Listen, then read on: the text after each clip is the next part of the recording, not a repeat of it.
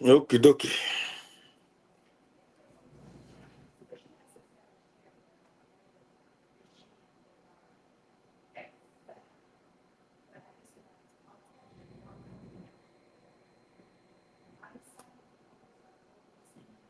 Hello.